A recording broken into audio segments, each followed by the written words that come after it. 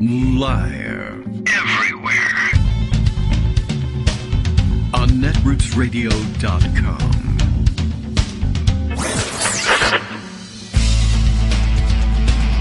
David Waldman. Kagro. In the morning.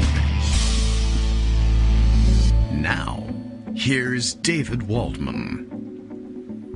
Hey, good morning, everybody. How you doing? It's hot, is what it is. It's Tuesday, August 9th, 2022.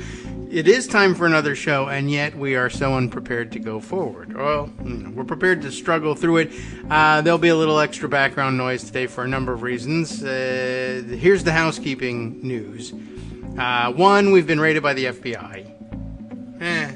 These things happen. Two, no, we haven't, and it's a total outrage. And we're going to dismantle the FBI as soon as I get around to it. But three, the air conditioning here at Kagro Lago, should I call it something like that? We've got to come up with a clever name for our KITM World Headquarters. Air conditioning is busted. Or something has gone wrong. I'm not exactly sure what. We're well in the within the warranty, I believe, of this relatively new system. And yet, here we are. So, at some point, any point... and I don't know what I'm hoping for. During the show, really, I guess I'm hoping for after the show. I think I can survive until 11. But if the AC guys come, it's just me. The production crew has bailed out for, the scheduled workday elsewhere off-site and, of course, the air conditioning at the office.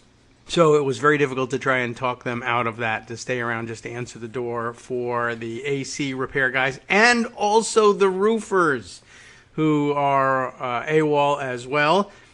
So I'm waiting on them. Apparently, one of the latest windstorms tore a big patch of shingles off of the roof, which is also still under warranty. So hopefully they'll show up and do something about that. But during the last storm, we also got some indoor water damage as a result. So it's fairly serious. And guess what? More storms are coming because it's the summer in the Washington, D.C. area, and there's pretty much a thunderstorm every day. So, waiting for somebody to answer the call for at least coming and putting some kind of a tarp or patch over this hole in the roof. That would be helpful. And AC, come and figure out what's going on. Could come in the middle of the show. Doorbell could ring. There are a couple of unaffiliated independent contractors around here who could fill in as... gig worker production staff, at least to answer the door. But we may go to music inexplicably for no reason. And who knows? The whole thing may collapse at some point. And if the FBI ever shows up, we're sunk. So there you go. Now you know what might happen. If it all goes to hell, Justice will play us some music and then throw on a little something about the news, which you might be interested in today. Maybe you'd prefer to focus on that. We'll try and do that. Also in the background, a little bit of extra background noise as fans are running elsewhere. So who knows? We'll get through it all. No different from being, former president of the United States and having your club / home / place that you signed a contract with the city never to make your domicile, but you did anyway because what the hell, when you're a star, they let you do it. Gets raided / not raided / has a scheduled inspection by the FBI. I don't know what the hell's going on. I don't know what to tell you. The news is full of contradictory information. If you count information or utterances from Trump world to be information, and I'm not certain that you should do that, but you will have heard by now, I'm sure, that the FBI turned up at Pervalago, Grumalago, whatever it is you want to call it. As I mentioned last night, there hasn't been this much FBI interest in Pervalago since, what's his name? Jeffrey Epstein was trolling the pool deck there looking for underage towel girls. But even then, though, the FBI wasn't really particularly interested in doing anything there. So, anyway, they executed a warrant, which I have seen some people saying, well, stop calling it a raid. It's not like they kicked the doors in. They were executing a legal warrant, et cetera, et cetera. But, it is a raid. And to me, I prefer the terminology of raid. Yeah, you should be talking about having to raid Donald Trump's house. He's a career criminal. Absolutely. Raid is the right word for it. But Apparently they executed a search warrant, and I don't know, the indications that I'm getting are that they were about, that the search was for some of the classified documents that were still in his possession, which, of course, I think a couple of months ago he swore on a stack of, Bibles of some sort that he had returned all of these things. And this stuff might swing on the definition of whether or not they're classified and what it means to declassify documents, because already, let's see, he was complaining last night that they came and they seized some documents, but they also opened a safe of his. But I guess his claim is they, cracked open this safe, and that must mean either that he refused to open it for them, or they didn't give a crap one way or the other whether he agreed to open it or whatever, or they thought that he would somehow destroy the documents if they had this safe officially open. I don't know. He could be lying out his ass as well. There's always that. There were some initial reports that he might be exaggerating the circumstances under which the search took place and making it sound more dramatic than it was, and that he may even have had advanced notice that the FBI was coming to execute this warrant, but chose to play it up as some sort of daring pre-dawn, although he was already complaining. It was already evening, so I don't know how you complain about it being pre-dawn, but it's more dramatic if you call it a pre-dawn, no knock, guns drawn, gas masks, yada yada, but it might have been a lot less dramatic than that. I don't think that there were any cameras. I haven't seen any footage on this search yet, so I don't know. I put away a couple of official reports from official sounding news type places that described what was going on, and there was a live update thing from the New York Times. So some question as to whether he's totally exaggerating everything or completely lying about things or whatever. And that sounds like a lot of fun. We'll see where this goes. Let's see. Oh, and I see Raw Story has an interesting angle on things too. Let me open that up. Let's start with the newsy news. NBC News report last night, the first one that presented itself as a full-fledged write-up that I was able to grab. I was caught totally unawares by it. I was with the kids, or one of them at a scout function from 6 to 8 yesterday, and I missed the whole thing, and it wasn't until we were picking up some quick late dinner that I heard from my dad, actually, who was calling about something completely different. That, hey, breaking news that there's this raid going down at, I call it Pervalago. I admit that he does not. At any rate, this is the first NBC News write-up I was able to grab. FBI search at Trump's Mar-a-Lago home tied to classified material, sources say. In a lengthy statement Monday night, Trump said, quote, they even broke into my safe, which I guess means that it's not particularly safe. But, that's Donald Trump for you. I've seen, I'll go on, because I've seen all sorts of commentary along the way that, anyway, Mark Caputo and Ryan Riley contributing to this report. Former President Donald Trump said Monday that the FBI had, quote, raided, and so I guess, here we're beginning to see the different shading and nuance that others are giving this execution of this warrant. Quote, raided his home at Mar-a-Lago in Florida and even cracked his safe, with a source familiar with the matter telling NBC News that the search was tied to classified information Trump allegedly took with him from the White House to his Palm Beach resort in January of 2021. Trump also claimed in a written statement that the search, unprecedented in American history, was politically motivated, although he did not provide specifics. These are dark times for our nation, as my beautiful home, Mar-a-Lago in Palm Beach, Florida, currently available memberships for $200,000 per annum. Please apply within and fill out this form. We take American Express, no personal checks. At any rate, this home of his, which, as you may recall, is never supposed to have been his home, but whatever, is currently, as he says, under siege, raided, and occupied by a large group of FBI agents. Trump said in a lengthy email statement issued by his Save America Political Committee, which is also not how you want to issue your statement if your home, your personal domicile is being raided by the FBI. He's still going here. After working and cooperating with relevant government agencies, this unannounced raid on my home was not necessary or appropriate, Trump said, before bemoaning they even broke into my safe, which had my, naked pictures in it.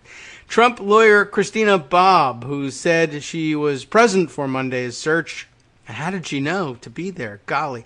Told NBC News that Trump and his team have been cooperative with the FBI and DOJ officials every step of the way, while adding that the Bureau did conduct an unannounced raid and seized paper. A senior government official told NBC News that the FBI was at Mar-a-Lago for the majority of the day and confirmed that the search warrant was connected to the National Archives. Trump this year had to return 15 boxes of documents that were improperly taken from the White House, the National Archives and National Archives and Records Administration, or NARA. They said that, of course, back in February. In mid-January 2022, NARA arranged for the transport from Trump Mar-a-Lago property in Florida to the National Archives of 15 boxes that contained presidential records following discussions with President Trump's representatives in 2021. The National Archives said in a statement on February 7th. Everybody remember that? The same month, the NARA folks asked the Justice Department to examine whether Trump's handling of White House records violated federal law, a story first reported by the Washington Post and subsequently confirmed by NBC News sources said. The New York Times on Monday first reported the FBI focus on the National Archives materials.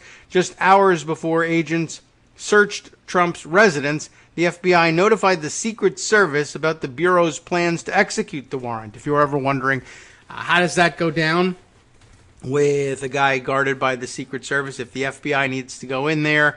And I guess the answer is they call him up and say, we're going to do a raid. So the unannounced raid comes with a phone call to the Secret Service, at least, saying, we're going to come and raid you, don't shoot us. So just hours before the agents searched the residence, Trump's FBI noted Secret Service about the Bureau's plans to execute the warrant. According to a Secret Service official, Secret Service facilitated access to the property, the official said, but did not participate in any aspect of the search. And why would they? At Justice Department headquarters, a spokesperson declined to comment. That's like normal, I guess. Officials at FBI field offices in Washington and Miami also declined to comment. A senior law enforcement official in Florida confirmed that there was law enforcement activity at Mar-a-Lago on Monday, at last. The White House said it was not given a heads up. And why would they be, right? That's proper as well. We did not have notice of the reported action and would refer you to the Justice Department for any additional information, a White House official said. Trump is not at Mar-a-Lago, his winter residence. He often spends his summers at Trump National Golf Club in Bedminster in New Jersey, and I guess that's why he wasn't there to open the safe. The FBI, I don't know if he would have anyway. The FBI search came days after Attorney General Merrick Garland told NBC News that, quote, I don't want to get the words wrong. The, quote, most wide-ranging investigation, unquote, in Justice Department history was examining not only the rioters who invaded the Capitol and physically attacked officers, but also whether anyone was, quote, criminally responsible for interfering with the peaceful transfer of power from one administration to another, unquote. And you can quote me, quote, Donald Trump did it, unquote. Or in fact, as I like to play. Did it. Yes, thank you to the good folks behind the production of My Fair Lady for that one. Not our only clip from My Fair Lady, believe it or not. You all remember that every time Sebastian Gorka, or indeed Viktor Orban, I guess, is mentioned on the show, we use that dreadful Hungarian clip, also from the same production. Okay, let's see. Where were we? The search of Trump's Mar-a-Lago estate came just over 6 years after another FBI action surrounding classified material that set the stage for Trump's 2016 Electoral College victory. Former FBI Director James Comey's July 5th, 2016 news conference about Trump's Democratic rival, former Secretary of State Hillary Clinton. Remember, they were going to lock her up for her handling of classified material, but I guess that doesn't apply to Trump because when he's a star, something. The Comey, who broke with Justice Department protocol, declared at the time that Clinton and her colleagues were, quote, extremely careless in their handling of very sensitive, highly classified information, even though he said the facts did not support bringing criminal charges. Trump was a persistent critic, of course, of Clinton's handling of classified material, claiming in 2016 that it was, quote, the biggest political scandal since Watergate. I'm going to sort of slide into a half-hearted impression on that one. It was Comey's handling of the Clinton matter that was used as justification for Trump's decision to fire Comey, believe it or not. That wasn't the real reason, of course, but anyway, Trump eventually replaced Comey with Christopher Wray. He remains in the position, and guess what? It was Christopher Wray's FBI that executed that raid. Dozens of vehicles, many adorned with Trump 2020 and U.S. flags, were parked outside Mar-a-Lago on Monday night in an apparent show of support for the former president. Meanwhile, Republicans rallied around their party's de facto leader, who is weighing another run for president, and boy, does it weigh a lot. The FBI's raid of Mar-a-Lago is incredibly concerning, especially given the Biden administration's history of going after parents and other political opponents. What? This is third world country stuff, said Senator Rick Scott of Florida on Twitter, who leads the state's GOP campaign arm. Going after parents. Oh, yeah, okay. So that's about the accusation that they were putting parents on terrorism watch lists because they were politely objecting that they wanted to sell bran muffins at the bake sale for the PTO, right? Yeah, no, they didn't. PTO, by the way, is what we call it around here for some reason. Organization instead of association. PTA, like everywhere else in America. But, of course, that was really about people who were showing up and bordering on or, a budding violent protest at school board meetings, etc., because they had been told that horrible CRT things were happening, and they had to stop the takeover America by Black Lives Matter at the school board, which wasn't happening, but something, and you know how that goes. And all the people who were then calling school board members at home and saying, I'm coming to murder you, I'm going to tear your family limb from limb, we're going to throw you in a garbage compactor and smash your body to bits, etc., etc.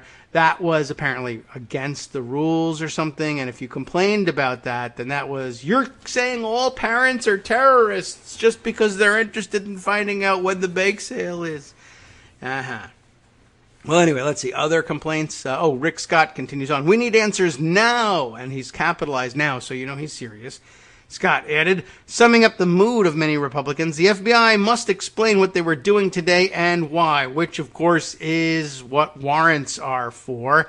And I guess before I even go any further, Rick Scott, that's like one of the milder Republican complaints about things. Apparently, the Republican-leaning outlets, whether legitimate, looking news outlets that actually have cameras and television broadcasting towers like Fox News, or the garbage things that are done, like me, in the basement, of a Republican person, are all out for blood, of course. And I guess the leading Republican reaction on the right, the ultra-right, is along the lines of, we're going to have to take back Congress, we're going to impeach Merrick Garland, we're going to dismantle and defund. They're going to defund the police, defund the FBI in addition to the IRS, which they said they would defund yesterday because they were angry about taxes. Today it's something else.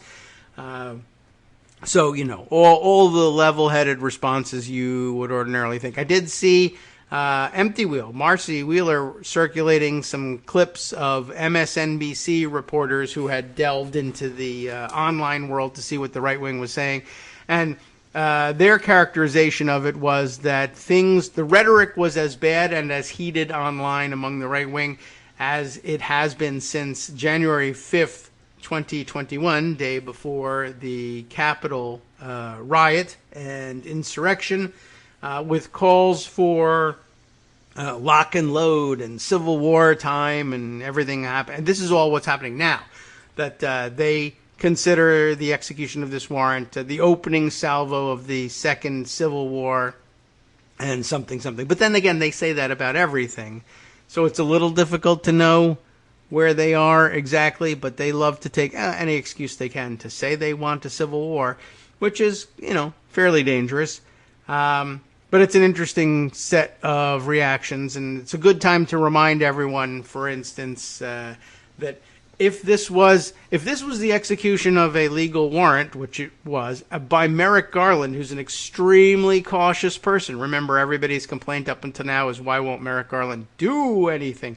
And the answer was always, well, he's extraordinarily cautious. This is a very delicate area, and he wants to be 100% sure that he's in the right in everything that he does, and everything's on the up and up. No mistakes are made. No gaps are left that are avoidable gaps for leaving themselves open to attack by Republicans for some sort of politicization of this prosecution. Now, they're going to do it anyway. So, yeah, I know a lot of people thought, oh, well, if they're going to attack you anyway, you might as well. Why not do it sooner rather than later? Well, Garland apparently has this tremendous interest in making sure things are done by the book for as much protection from normal people as possible. Or I guess he's appealing to the minds of normal people who will understand. Look, you don't get to a warrant normally unless there's some showing of significant evidence for probable cause to execute such a warrant, and the barriers that you would have to clear to execute a raid like this on the personal domicile of a former president would likely be that much higher. They would absolutely be making sure that all T's were crossed and all I's dotted, and I'm sure that they did. And Republicans will claim no, that's actually the exact opposite. But anyway, that's where we stand, and it's worth reminding you all day long that they must have jumped through an extraordinary number of hoops to get this one cleared under this DOJ administration. So you can have some confidence in that. But Rick Scott says they need answers now. So there you go. Scott's reaction, we'll continue to the NBC article, is an early sign of the fierce political blowback the Justice Department is likely to face for investigating Trump, underscoring the numerous challenges that would come with potentially prosecuting a former president who is both a likely White House candidate and the most influential figure in the GOP. Trump is the focus of multiple investigations. Lots of people commenting on, imagine the FBI shows up and you're not even sure exactly which crime it is that they're after you for, right? The focus of multiple investigations, including a criminal inquiry in Georgia concerning allegations of election interference and a New York civil probe into whether he fraudulently represented his finances to the state. Trump was in the New York area Monday as he prepared to give a deposition in that case. But the biggest federal investigation swirling around Trump concerns his involvement in the January 6th riot, which resulted in his second impeachment and is the subject of a House committee examining the uprising. Trump has not been charged in any of those investigations of how Monday's law enforcement action might affect Trump's political aspirations. A person close to Trump said, if he wasn't running before, he is now. This is, of course, his way out of this. The source, who was not authorized to speak publicly, appeared to be suggesting that Trump might benefit from being an active candidate for the presidency if he faces legal jeopardy, which is, of course, why I remind you of my favorite motor vehicle, Trump Mustang. The only way out of this, Trump Mustang. Just letting you know. Let's see. So other things I will share with you on this subject as we wind down the first segment. You must have guessed that this was all going to be about this. We might take a look at the New York Times timeline perhaps after the break just to see if there's anything new. But just to once again reassure you of how much care went into this, I thought I would share this thread, which looked pretty interesting, from Garrett Graff, a journalist and historian, as he identifies himself in his Twitter bio. You'll find him on Vermont GMG. I assume this means he's from Vermont, Garrett M. Graff, and has this to reassure you about what's going on. A thread. He announces it as such. That is a thread from the outset. What's the difference between this and Watergate? Donald Trump raged in a statement Monday night after the FBI agents came to his house. That's interesting, like the Watergate break-in versus the Mar-a-Lago break-in, except, of course, well, there was a warrant for one and the other was actual criminal activity. What's the difference? Why there are many? But Garrett goes on to say, as a Watergate and FBI historian, that's the guy you would want to ask, right? 4 things stand out to me, which is amazing that he even bothered enumerating them. Everything stands out to me. There's no similarities whatsoever, in my view. But Garrett takes a more measured view. 1, the idea that the FBI launched a raid on a former president would have been how shall we even put this? Is this correctly written? The idea the FBI launched a raid on a former president would have been approved and monitored at the highest level of the Justice Department. That's like the syntax of the sentence is screwy, but you get the idea. That's the point. It would have been approved and monitored at the highest levels of the Justice Department. Hard to even imagine how high the bar of probable cause must have been for the Bureau to initiate such a politically sensitive search. 2, a search warrant means an independent federal judge also signed off on the probable cause and independently believes evidence that there was likely a crime committed and that more evidence would be found at Mar-a-Lago. That's huge, too, and definitely something for you to keep in mind. 3, the fact that the search apparently didn't leak until basically when word came from Donald Trump himself shows the FBI and the Justice Department conducted this search by the book and with a high degree of integrity. No leaks? Impressive. Surely only a small team knew inside the DOJ. And 4, taken together, this is one of the most significant, sensitive, and politically explosive actions the U.S. Justice Department and FBI have ever taken. One of a tiny handful of times it's ever investigated a president. Bottom line, the FBI and DOJ must have known they had the goods. By the way, I did see this complaint raised and answered. It was a Trump judge that signed off.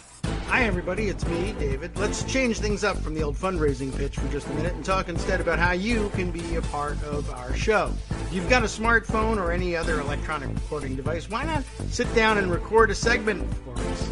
Read us an important article and give us your take. Read one of your own original essays, or even just give us your commentary on something you'd like to share that's important to you. Then send the file to me at kagrox@gmail.com, and I'll try and work it into the show. Short segments, a few minutes in length, are easiest to fit in. And of course, I can't always guarantee that I'll be able to play everything, but if you've ever shouted at your radio or TV about something you wish was being covered, here's your chance to change that. Make the show your own. Send your submissions to me at kagrox@gmail.com.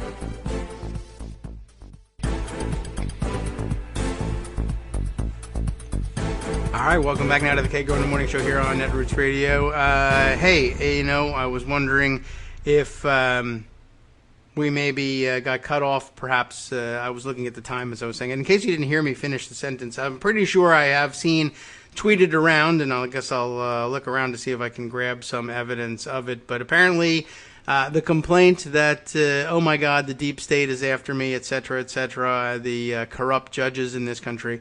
Of course, the warrant would have had to have been approved by a federal judge, and as it turns out, this is a Trump appointee, apparently, who actually signed off on the warrant. So, that seems kind of strange, just in terms of if you were thinking about buying into the Trump conspiracy theory of these things, just for kicks. You can see that it's probably not a good bet.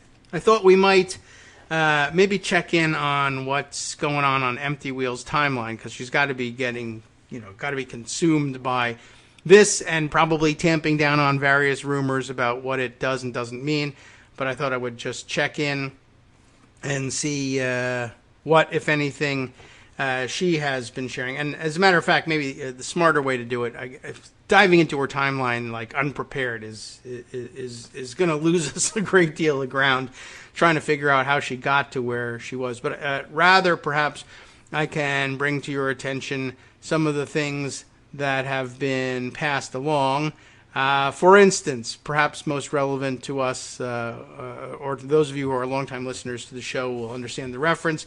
Empty Wheel tweeting about something picked up by our good friend, eagle-eyed Wouter van der Horst, der Wouter, on Twitter, who revives our old refrain about Donald Trump and paperwork, and that kind of gives away the store on that one, right? We always just said, you got to keep an eye on it. He never does his homework. Donald Trump and paperwork, man, there's just no way around it. The guy really abhors taking care of detail. Empty Wheel tweeting around this statement taken from Breitbart, issued by Kash Patel, the Trump world and Devin Nunes world political operative, who Trump did, in fact, place at a high level at the Department of Defense at the close of his administration, in an attempt, many people thought of, to talk the Department of Defense into providing perhaps troops for the defense of his coup if he were successful in it. But at any rate, Kash Patel is attempting to call the validity of the whole raid, the whole search, into question because there were, in his view, no classified documents being stored at Mar-a-Lago or anywhere else in Donald Trump's possession, because they had all been declassified. You may recall, and this is a bit of an irony given the whole January 6th committee investigation situation. You may recall from back in the George W. Bush administration that when Dick Cheney and his operatives revealed the CIA identity of Valerie Plame in an effort to get back at her husband, who revealed that much of the premise for the war in Iraq was bogus, trumped-up charges about acquisition of uranium yellowcake, etc., inside of Iraq.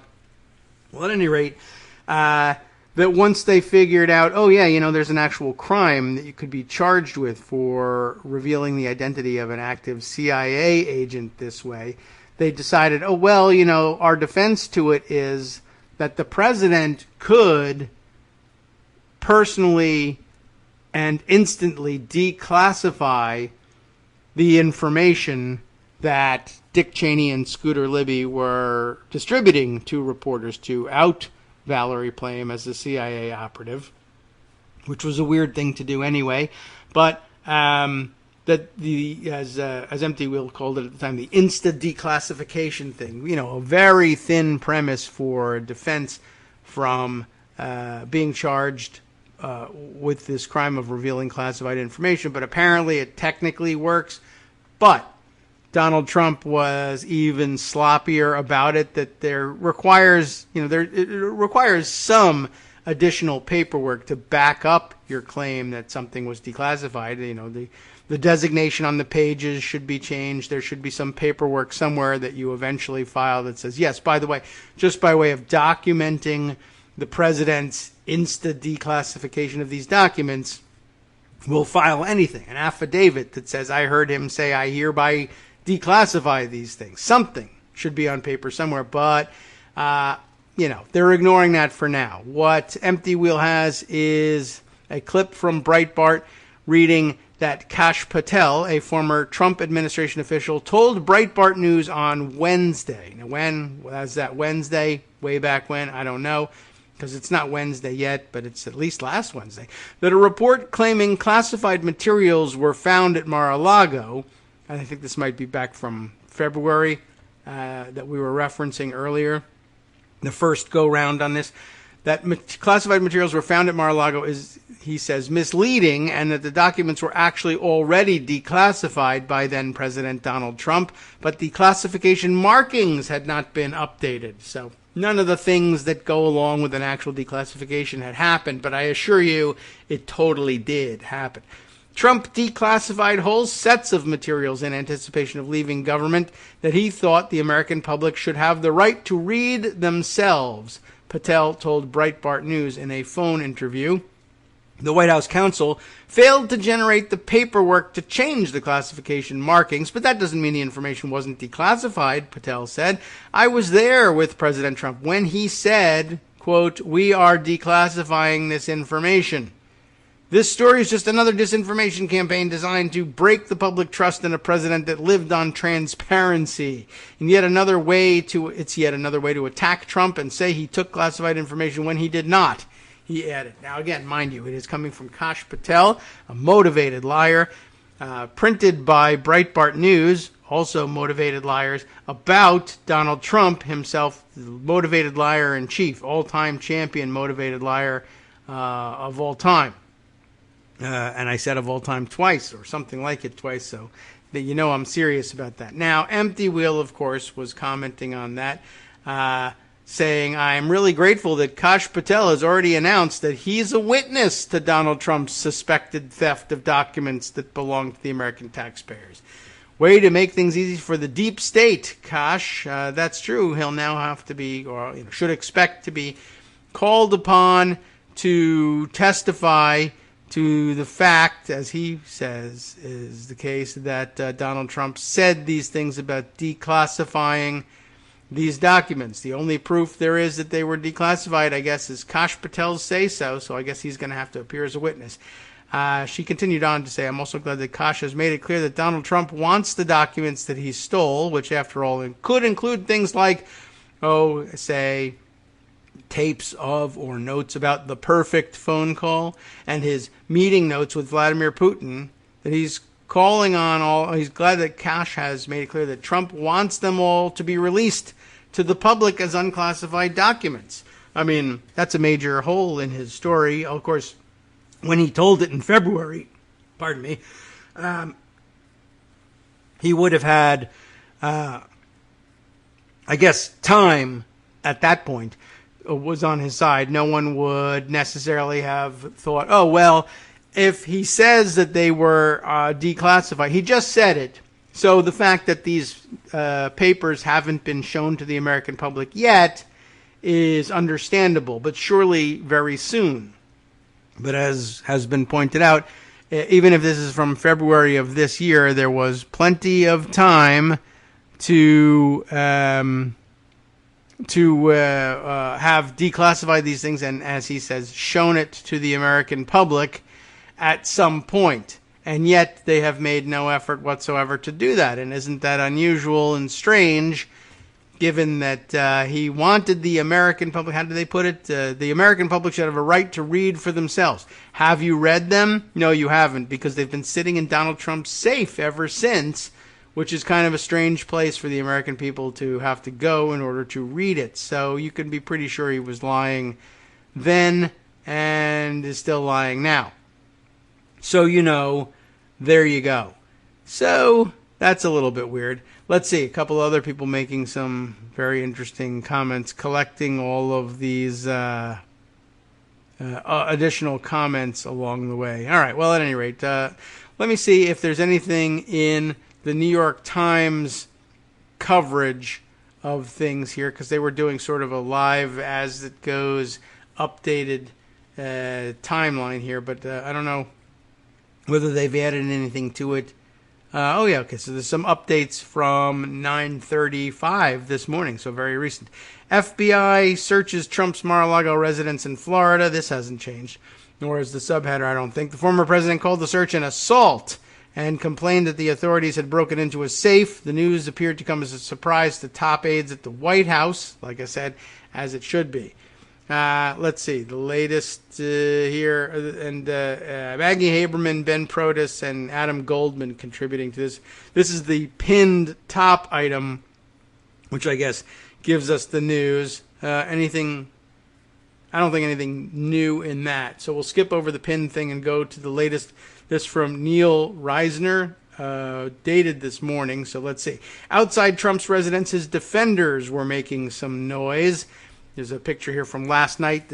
I guess the local folks showed up with their Trump flags to wave them outside because reasons. And I note that there's no indication of their getting confrontational with the surely armed federal agents that were there to conduct the search So, for all the talk of we're going to have our civil war, they did leave all their guns at home, which I found interesting. Remember, of course, that they would believe that they have a Second Amendment right to parade armed outside of Mar-a-Lago regardless, and that Trump would surely order the Secret Service there not to disarm those folks because, after all, well, one, he's not there to be hurt, nor are they there to hurt him. And yet, everyone has forgotten their AR-15s, at least according to this photo, despite the fact that they told each other to lock and load them nonetheless. Anyway, by Monday night, it says here in this excerpt, a couple dozen supporters of former President Donald Trump had gathered across the street from his private residence in Palm Beach, Florida, some holding Trump-Pence flags from their 2020 campaign, others wearing red Make America Great Again caps, but all were united in their anger over the news that federal authorities had conducted a search at Mar-a-Lago and, according to Mr. Trump, even broken into a safe. Vehicles of Trump supporters lined South Ocean Boulevard, and people had gotten out of their cars to express their support, some rather loudly. And that's it. That's the exciting dispatch from this morning. Let's see. Other information from last night. Michael Schmidt filing a piece or a clip in all this. Whoops. I didn't mean to go to his bio. I don't care. I actually know what the bio is. But let's see. I'll scroll back down now that we're back there. When a search warrant might be issued on a senior government official. I guess some inquiry into that from Michael Schmidt. It's unusual for senior government officials to be charged in connection with mishandling classified information. There have been some high-profile exceptions, like General David Petraeus, of course, and President Bill Clinton's National Security Advisor, Samuel R. Berger, Sandy Berger. You may remember him. But in most instances, when the Justice Department or the FBI learns the classified information is being kept in an unsecure way, it conducts what's known as a spill investigation to determine where the materials are. As part of that investigation, the FBI will determine whether any sensitive national security information has been revealed so the intelligence community can take countermeasures to protect sources and methods. The investigators typically move the materials to a secure area or wipe them off electronics. Those types of investigations typically require the help of the person who has mishandled that information. If individuals refuse to cooperate, the authorities tend to reach for its most extraordinary powers, like search warrants. So that, I guess, implies that Donald Trump's cooperation was sought, or at least somebody in his inner circles was sought and not obtained. And so they went to the more extraordinary measure there. Eliza Fawcett filed the piece prior to that. Republican governors criticized the Mar-a-Lago search as unprecedented and un-American. I don't know that matters a great deal. I imagine that Ron DeSantis would have joined this chorus. Let's see if we can call out the names. Ron DeSantis, yes, makes an appearance here. Kristi Noem of South Dakota makes an appearance in this. They say things which are of no use except as incriminating them and implicating them in the conspiracy. Asa Hutchinson of Arkansas apparently also makes an appearance in himself, a former U.S. attorney.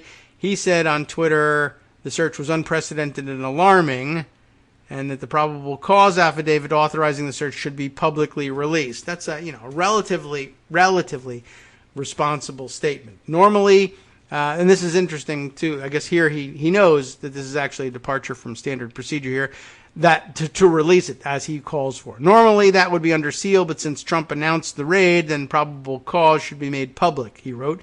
And maybe it will be. I'm sure that the FBI was prepared to give its reasons at some point publicly, probably sometime later today, but we'll find out. Let's see. In Alaska, Governor Mike Dunleavy also took to Twitter to complain about things, something yada yada, politicization of the FBI, Kevin McCarthy, who's not a governor but rather a minority leader in the House, of course, says, oh yeah, we're going to have oversight hearings, and when we take back the House, we're going to impeach everybody, etc., etc. Attorney General Garland, preserve your documents and clear your calendar, he wrote in a statement. I take that to mean, of course, having come from a Republican, that what he was saying is erase your texts, because that's what Republicans do when they get document preservation orders. And this wasn't an order. This was just boasting from Kevin McCarthy. Let's see. So Jim Jordan is in here, et cetera, et cetera. None of them, of course, governors. So it doesn't quite match with the headline, but what the hell. Let's see. What other fun things are there? Up at Bedminster, there was a report filed by Lauren Hard for the New York Times that the entrance to Trump's golf club in Bedminster, his, quote, summer White House when he was in office, was quiet on Monday night. The club is located in a rural area near a number of horse farms and does not have a gate, but a black SUV was parked there apparently as a makeshift barrier. I don't know if anyone was actually trying to go in or not.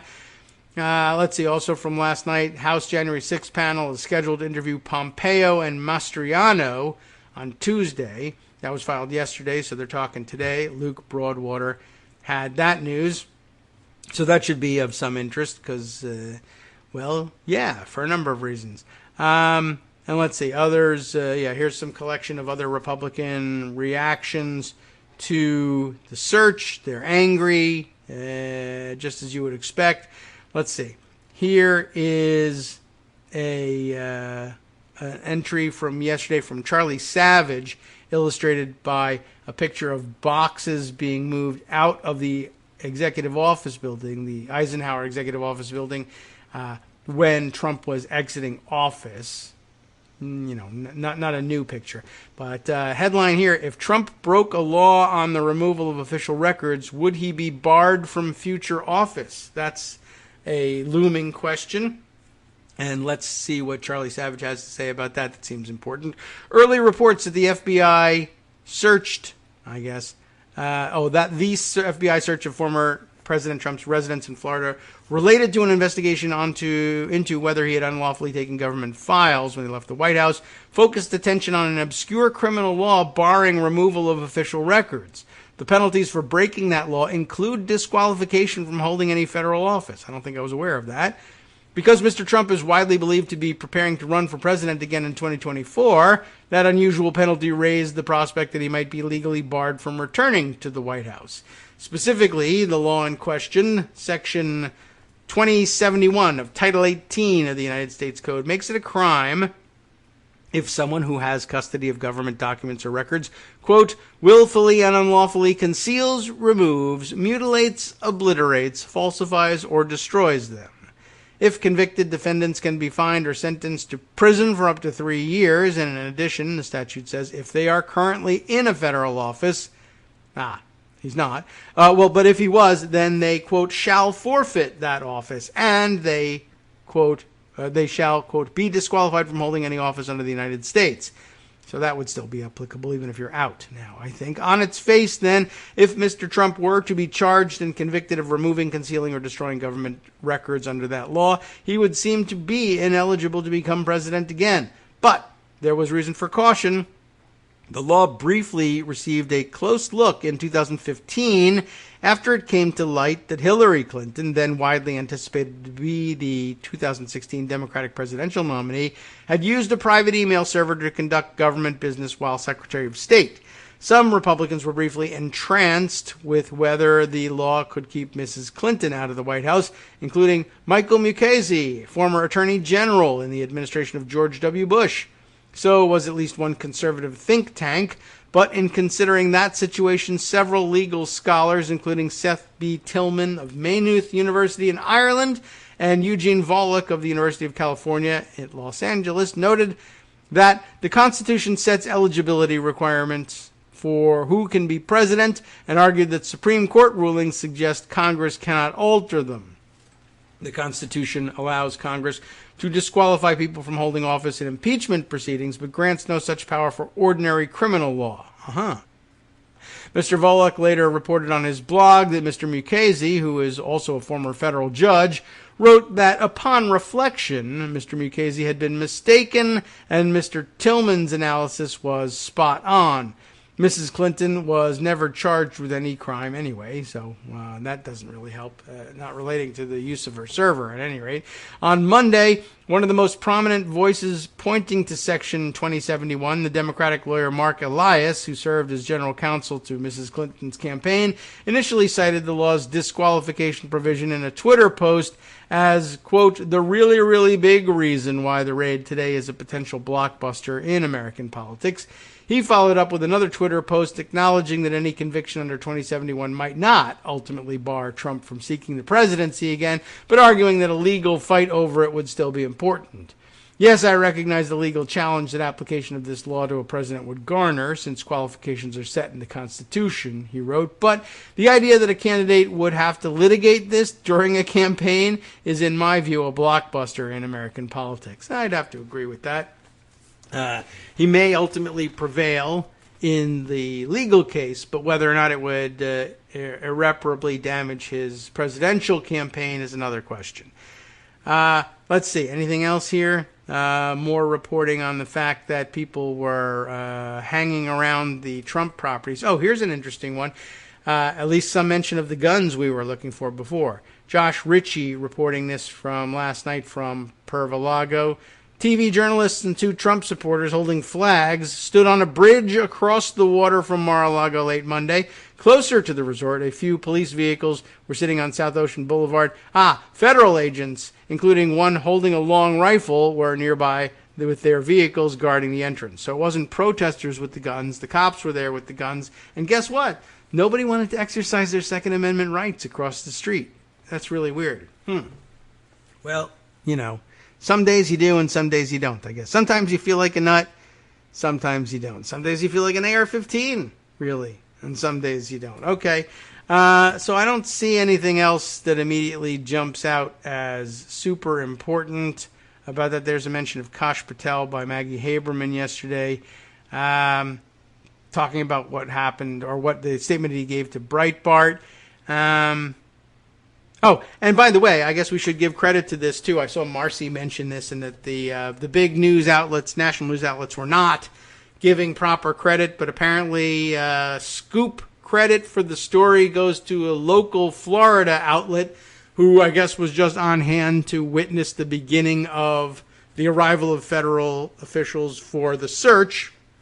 And I mean, I can see why they didn't give him much credit, because, one, he was just around and I guess observed the thing. And then, as I recall seeing the tweet about it, he actually says, I'm not for whatever reason he puts it, I'm not a strong enough reporter to dig into whether or not, this is what's behind all of this activity, just that it's happening. Which, that might be true, and he may not have the same resources that national reporters would have in getting to the bottom of these things. But nonetheless, we'll give credit here because, Marcy said that they weren't giving credit, but I guess I see it happening right here. Michael Bender filing the report in their live update column here. A Florida political website lands a scoop. And it's illustrated with a photo of the reporter in question and subtitled here, or captioned, Peter Schorsch. I'm guessing that's the pronunciation, Schorsch, Schorsch. The publisher of FloridaPolitics.com first reported the news that the FBI had searched Mar-a-Lago. So there you go. Some credit after all. News that the FBI had searched Mar-a-Lago appeared to have been first reported Monday by Peter Schorsch, the publisher of FloridaPolitics.com. Mr. Schorsch, a former political operative, started blogging years ago as a way to trade political gossip and help clients, but as viewership grew along with revenues, he hired veteran political reporters in the state and gained credibility for his website, which identifies itself as a new media platform covering campaigns, elections, government, policy, and lobbying in Florida. He's also frank about his journalistic limitations. In a tweet reporting the search, Mr. Schorsch acknowledged that he wasn't certain why exactly the FBI had obtained a search warrant. TBH, to be honest, I'm not a strong enough reporter to hunt this down, but it's real, he wrote. So, well, there you go. That's credit. But, it's not like it's up front and in the top paragraph of the lead headlines in the New York Times. But at least there is some record of their having mentioned it. So we've got that, or he's got that going for him. which is nice. Okay, now we've gobbled up a second segment here. And, well, I mean, the place still got raided. So I don't know. I think we could probably wrap it up at this point. I don't think there's anything else that we need to add to this at this point. Although I understand Donald Trump Jr., of course, has been out there screaming bloody murder about the whole thing. And I had to comment on his comment. What did he say yesterday? Biden's out-of-control DOJ is ripping this country apart with how they're openly targeting their political enemies. This is what you see happen in third world banana republics, he says with 3 exclamation points. So he's very upset about this. And, of course, my comment at the time being, well, if only we were seeing what happens in third world banana republics after a failed coup. Because, well, gee whiz, you know, very often in those third world quote-unquote banana republics, when you attempt a coup and you fail at it, well, I'll put it this way. If we were seeing what would happen in a third world banana republic after a coup, we would be seeing it. Donald Trump Jr. probably not seeing much of anything at all. Maybe because the whole thing is over, or maybe because he's still waiting for them to execute judgment and is in a blindfold for it. Whatever. I'm just saying that it's an extraordinary place, this country, because Donald Trump and Donald Trump Jr. are free to, well, Donald Trump isn't free to tweet about it. Jr. is, but he can use social media and other outlets to talk about how outraged he is, as opposed to being busy either not being able to see what was going on because there's a blindfold on him, or not being able to speak because they're giving him that last cigarette or whatever. Okay. Oh, and speaking of that, I guess we might as well exit with a note from David French, who I usually don't like to quote or trust in any way whatsoever with these things, but saying, as it happens, and crossing the transom just now, a note about banana republics. Yes, corrupt regimes politicize prosecutions, but corrupt regimes also permit powerful people to break the law with impunity. If the legal and evidentiary grounds for a search exist, then even a former president should be searched. It's important to know the grounds for the warrant, but the fact that a warrant was executed isn't by itself a warning flag for politicized justice. There are circumstances where not executing a warrant could be problematic, and its own example of politicized justice. True. All right, welcome back now to the Kagro in the Morning Show here on Netroots Radio. So much still happening here. So, okay, we grabbed that David French thing for inclusion in our roundup. What else have we got here? Adam Green. I'm just going to check out here. The smoking gun, courtesy of Congressman Tom Malinowski, who, I guess, here you go. Yeah, he's tweeting all the relevant information about the situation. It's all about gas prices. Aha! So, something. But okay, maybe that's not exactly what we were all expecting, but apparently worth noting, because it isn't the usual distraction necessarily. I thought for a moment he might be tweeting about someone saying, oh yeah, look away from the raid, let's complain about Biden and gas prices. But in fact, good point being made here. So smoking gun on a totally different subject, but gas prices coming down. But if you want to know why relief isn't coming even faster, look at this quote from an oil company CEO, and guess what? They're stealing all the money. I think we all knew that was going to be the case. All right. Well, just in case you're interested in that, I'll see if I can put that aside and maybe round that up later on. All right. I mean, I think we've kind of covered the morning discussion of and all necessary background on the raid situation. So I'm sure there will be further developments, maybe even during the show. And if so, we'll try and bring them to you. But there are a couple other items. Believe it or not, there was other news, and I'm hesitant to turn away from this shiniest of objects. I was very happy to hear that news.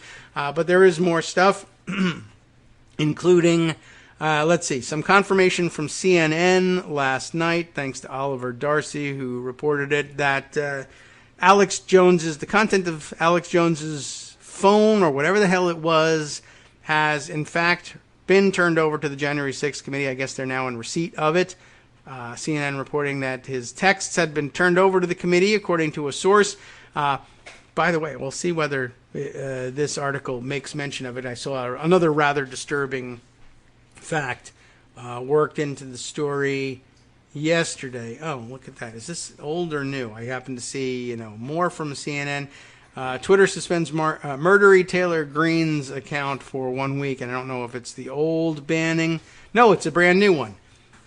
So we interrupt this news to bring you this. Twitter has suspended Murdery Trader Greene again. What do you know? This time for a week. Brian Fung and Donnie O'Sullivan report this. Okay, I'm sorry. This is last year. It's August. So I thought, oh gosh, she's got herself suspended again for what reason? But this is from last year, being suspended. Do you remember when it was? Oh yeah, it was COVID disinformation at this time last year. Okay, so never mind that. Back to the other news that was supposed to be more interesting.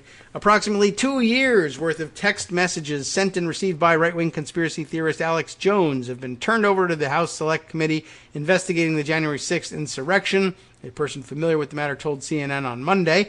The messages were handed over to the committee by Mark Bankston, the attorney who represented two Sandy Hook parents who successfully sued Jones in Texas and won nearly $50 million in a civil trial that concluded last week.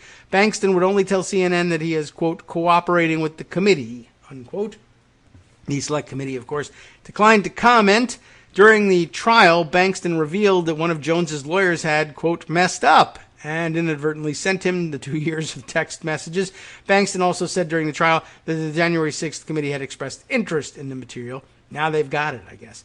Jones's attorney, Federico Andino Reynal, asked the judge in the case to order Bankston to destroy the material, not transmit it to the House committee, but the judge declined. I'm not standing between you and Congress, Judge Maya Guerra Gamble told Bankston when asked about sending Jones's text to the committee. That's not my job. I'm not going to do it.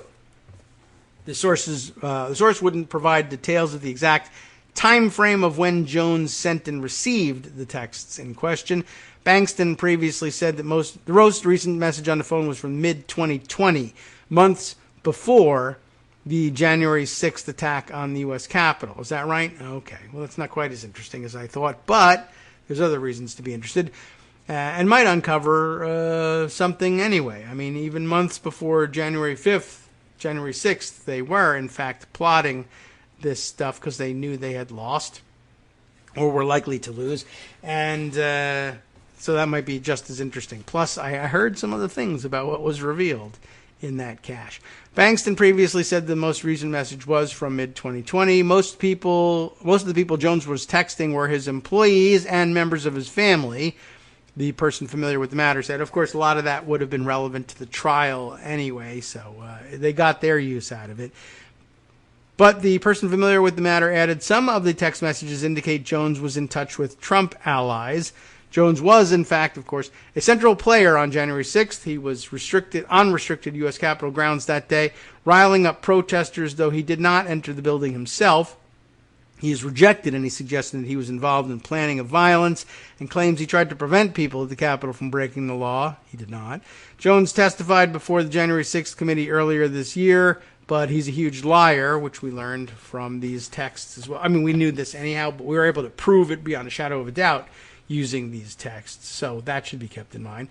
He later on said, though, that his show had repeatedly asserted on his show, he said that he repeatedly asserted the Fifth Amendment right to remain silent during his deposition with the committee.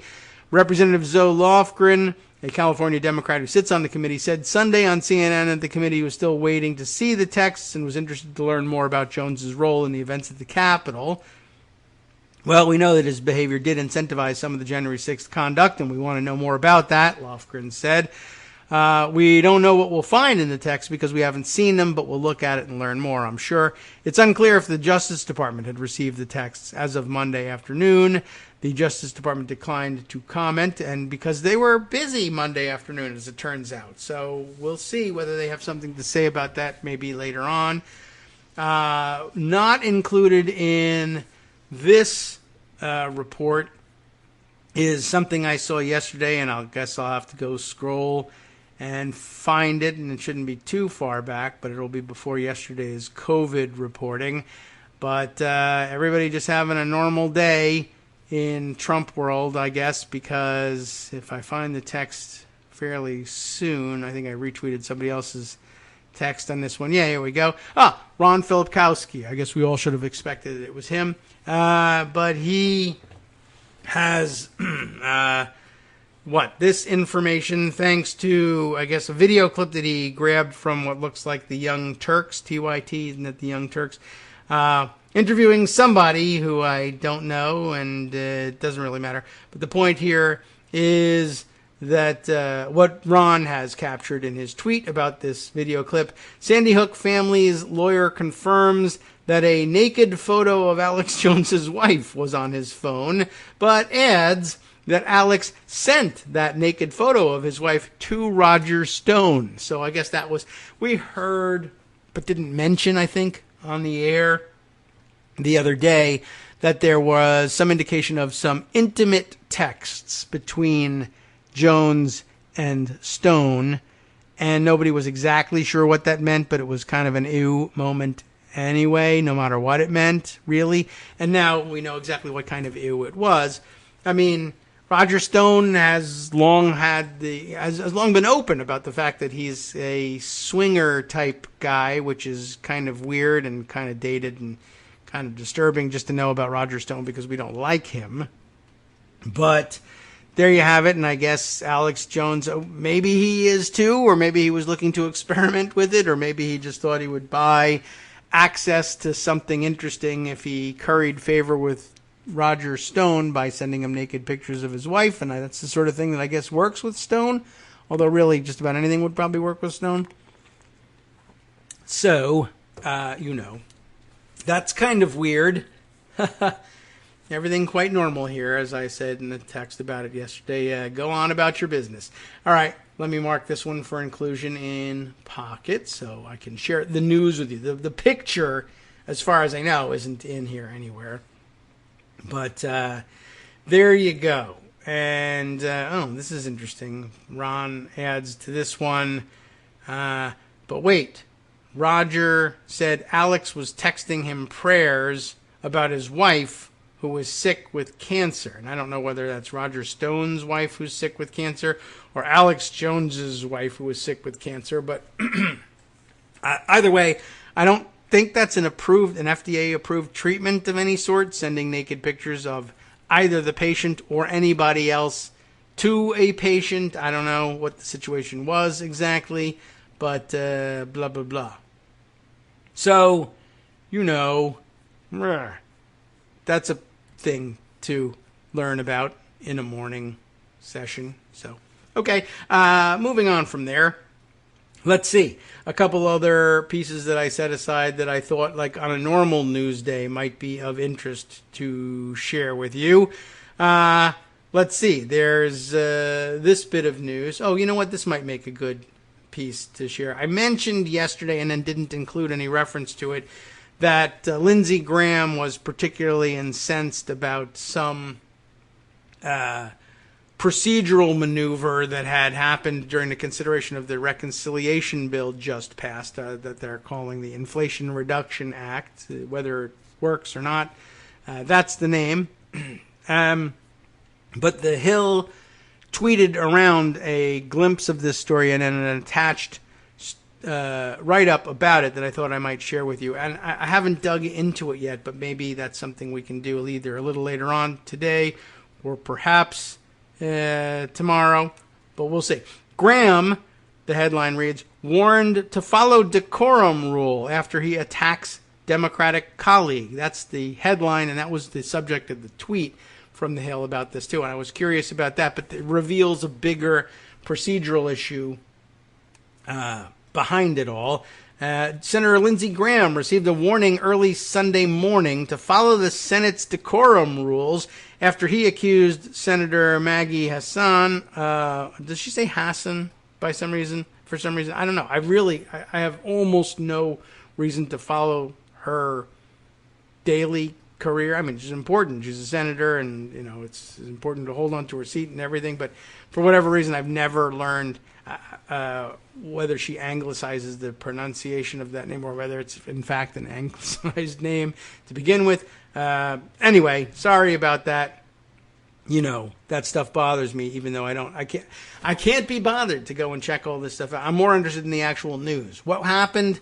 He accused the senator from New Hampshire of being deceitful and dishonest, and vowed, quote, "We're going to call you out."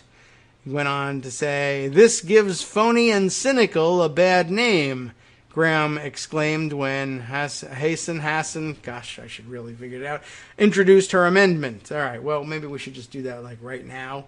I mean, everybody, all the rest of you know, and I'm sure you're baffled as to how I could possibly not know this. But, at any rate, it seems true that I have not. Okay, is it anywhere like online? I don't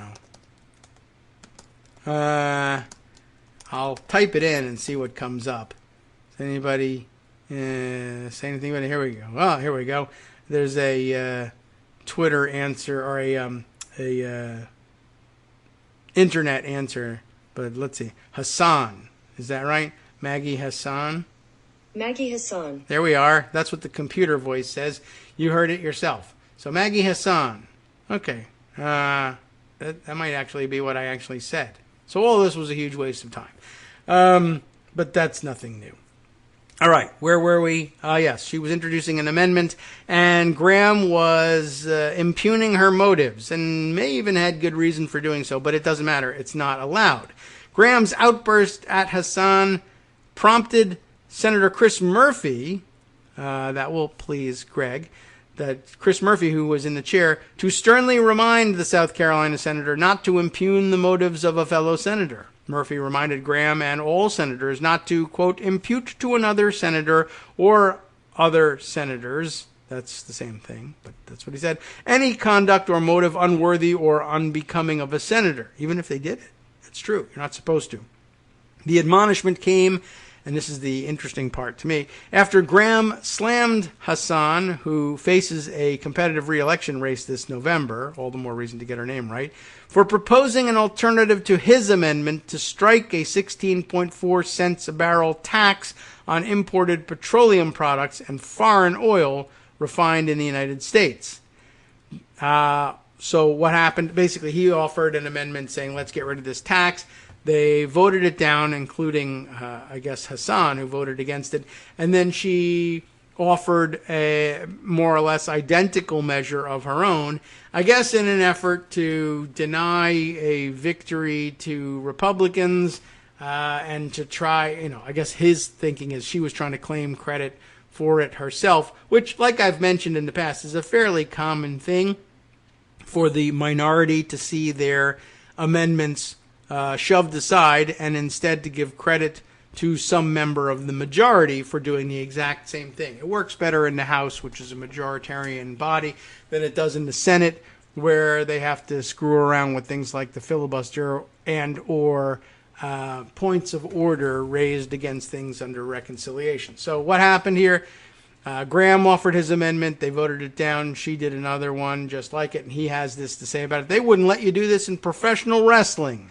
If you think people are this dumb, you're going to be sadly mistaken, Graham fumed on the floor. I don't know whether we really are or not, but at any rate, Graham warned Democrats on Friday the debate and vote-a-rama on the budget reconciliation would be, quote, hell, except Monday came around and it was all over and they passed it and it was just fine. So the hell was they had to work over the weekend. Boo-hoo. Graham accused his colleague Sunday morning of fake theatrics after Hassan urged colleagues to vote for what she called her own amendment to strike the surcharge on barrels of oil, something she proposed moments after voting against Graham's amendment to repeal the surcharge. The key difference, and this is where it becomes interesting procedurally, was that Graham's amendment was set at a 50-vote threshold and had a chance of passing if one Democrat voted yes, while Hassan's amendment had to overcome a 60-vote threshold and therefore had no chance of becoming part of the bill without 10 Republican votes. Interesting. We'll discuss what that might mean in a moment. What she is doing is trying to strike the provision that she just voted against, but it requires 60 votes, so she can vote for repealing the gas tax she just voted against repealing, Graham declared, accusing Hassan of trying to look good for the voters, and no one wants that, right? Can't have that happening. What you're doing is deceitful. It's dishonest, and we're going to call you out, Graham vowed. Well, you did, and then they told you to shut up, so it's been great. That direct attack prompted Murphy to step in. The senators are reminded to address each other through the chair and in third person, he said. Senators are reminded to address all remarks through the chair in the third person and be mindful of Rule 19. Murphy, as the presiding officer at the time of the heated exchange, could have ordered Graham to take his seat. The Senate's Rule 19 allows the presiding officer to call to order a senator who directly attacks or insults a fellow senator. If such a formal rebuke is made, the offending senator's words will be read aloud to the Senate, and the presiding chairperson can order the senator to sit down and be quiet. Graham settled down after Murphy's warning. It is, therefore, the Senate's equivalent of the House's taking down of words, or as they put it, that's what it is. When you have your words taken down, they stop debate and they read the offending words back to you, and the House can take a vote and force you to, well, for one thing, it can remove those words from the congressional record, and it can admonish you not to do it again and force you to sit down and shut up for the rest of the day. So that's the Senate equivalent. They did not bother to invoke it, but it was in the offing, and it worked to keep Graham quiet on the subject for the time being. So it's interesting. What about that issue of Graham's amendment being passable with 50 votes, but Hassan's amendment, which he claims is identical, only being passable with 60 votes? I'm not exactly sure how it's set up, but of course, under the reconciliation rules, amendments offered during the vote-a-rama can, in fact, there's no filibuster to worry about necessarily, just because the debate is time limited. But there's no filibuster on the bill itself. But you can still, of course, impose a 60-vote threshold if the measure you have in mind either runs afoul of the Byrd rule or otherwise requires a waiver of the rules.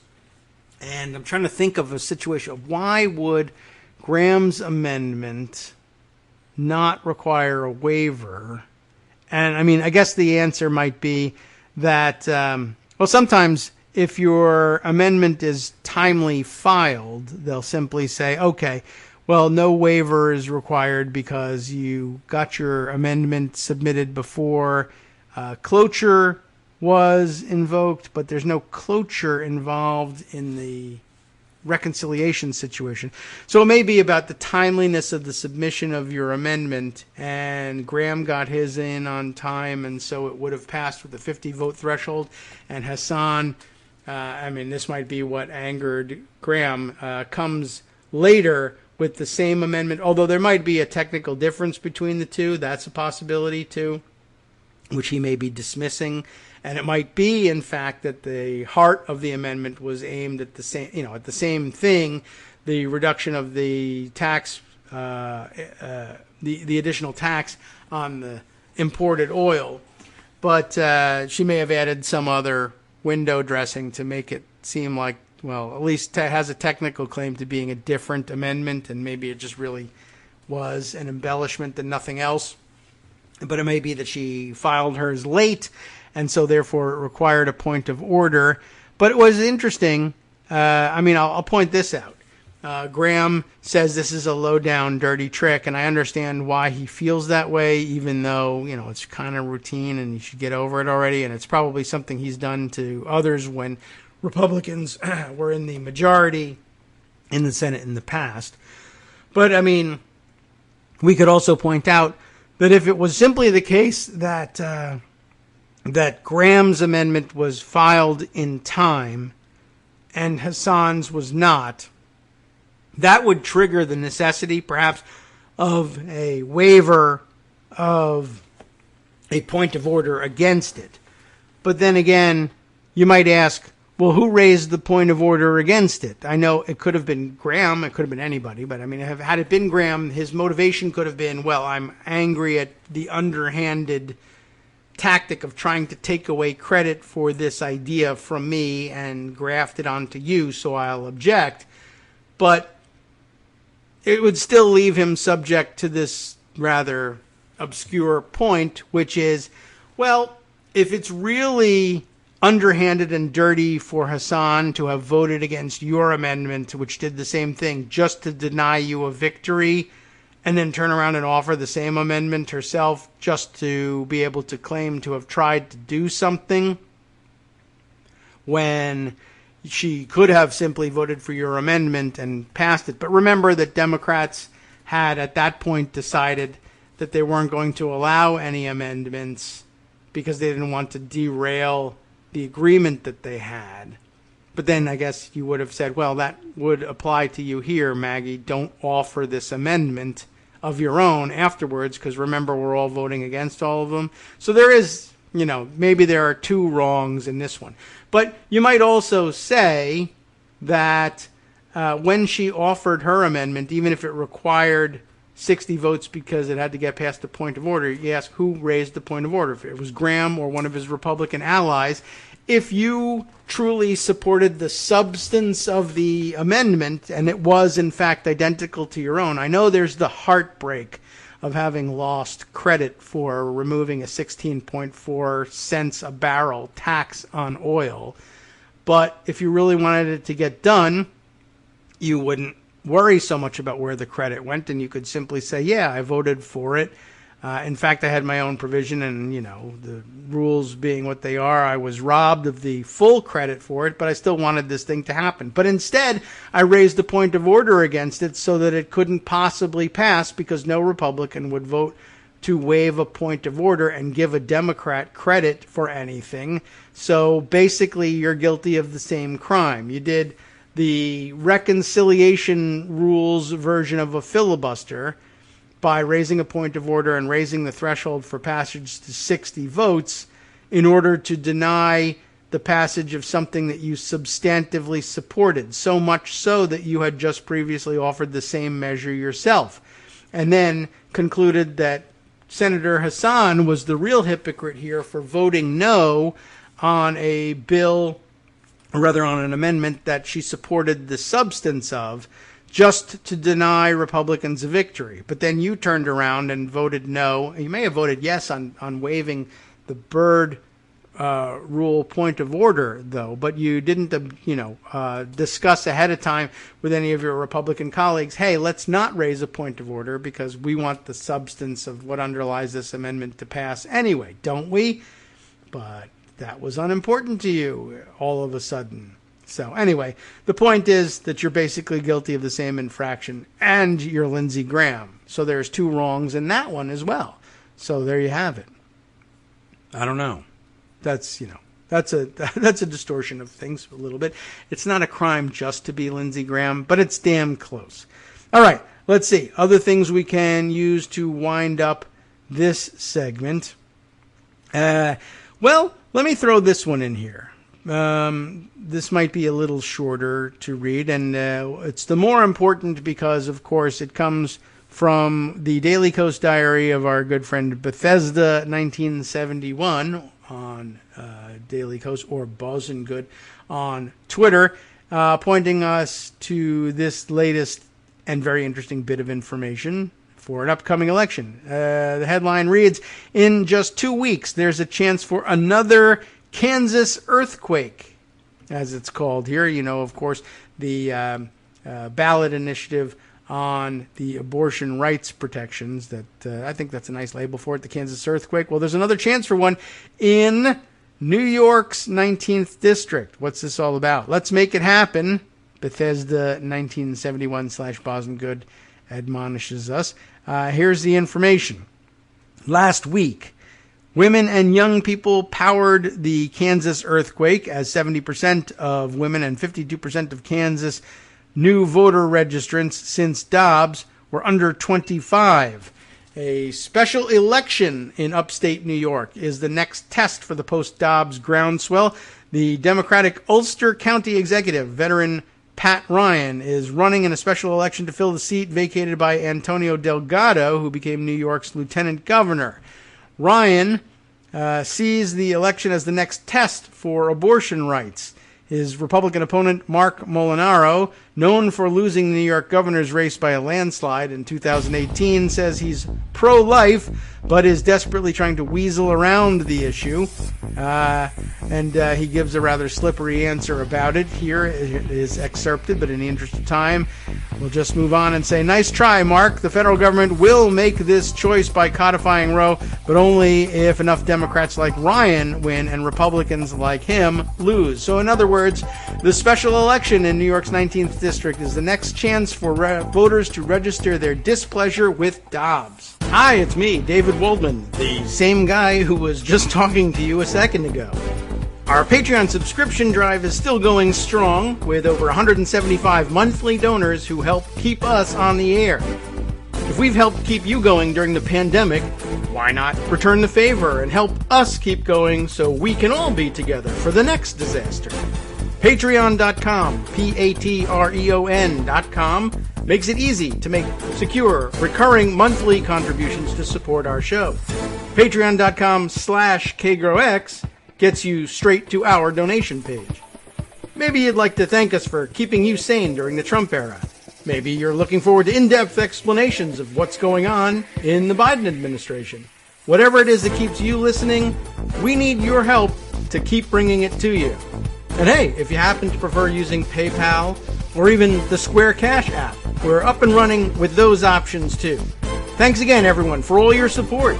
We literally could not do this without you. Votorama and came back in time for a Trump race. The timing is right. And as a matter of fact, we're back now live with the Kagro in the Morning Show here on Netroots Radio. Along with us, Joan McCarter. So some exciting news to report out there. Things settling down on the home front, so that's good news. And 2 weeks off, that must have been a nice relief.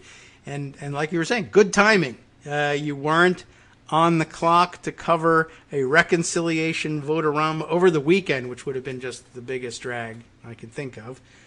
But you're back in time for Donald Trump's house being raided. House, the club, the weird thing that he made, that strange bubble that he keeps down there when he's not at the other weirdo bubble, Bedminster. I guess that's where he is now. At the cemetery. Yeah. Right. The cemetery. So spending more time with Ivana than has recently been the case. But she's dead during it, which I'm sure is a tremendous relief to her in terms of spending time with Donald Trump anyway. Well, yes. But I'm sure, all things being considered, you'd rather be alive, even as a Trump. But, that was a weird thing. We haven't really discussed that in a while, but she was buried there. That was always the plan, and I think everybody now... Was it always the plan? Well, it was always the plan to have somebody be buried there. I don't know whether Ivana was ever in the plan, because I think maybe he acquired Bedminster after their divorce, but it was always the plan to bury Trumps there. That much I know. And we've heard for a long time that Trump himself has planned for himself and his immediate family, I guess not including Ivana, to be buried there. And the rumor always was that, well, I guess in New Jersey and maybe everywhere, cemeteries are tax exempt, exempt from property taxes.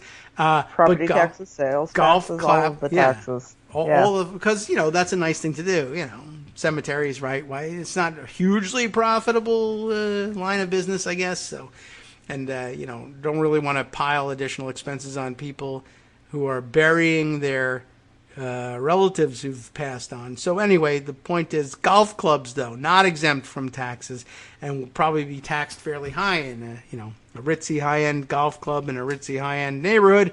But if you pretend it's a cemetery primarily and you're just playing golf around the graves, I guess it's not subject to tax. So now it's a cemetery because someone's been buried there. And yeah, good question. I don't know whether it was ever really Ivana's plan, and who knows whether she left any instructions or maybe she just wanted to be buried on the cheap. Because I understand she was buried in a gold tone coffin, so maybe that was extra, which is really weird. But that's a Trump move, and I guess she still considered herself kind of a Trump. And I don't know, maybe it was a free burial if you allow Donald to handle your body after you're dead. We'll cover the expenses, but that's okay because we'll write them off as tax deductions. Because now you're turning my golf club into a cemetery. Very bizarre. Very bizarre. But, and anyway. The thing that kept striking me about it was her children went along with all of this. Yeah. Let's not do this to Mom, but I don't know. It's a weird family. And they are all monsters. What can I tell you? Yeah, right.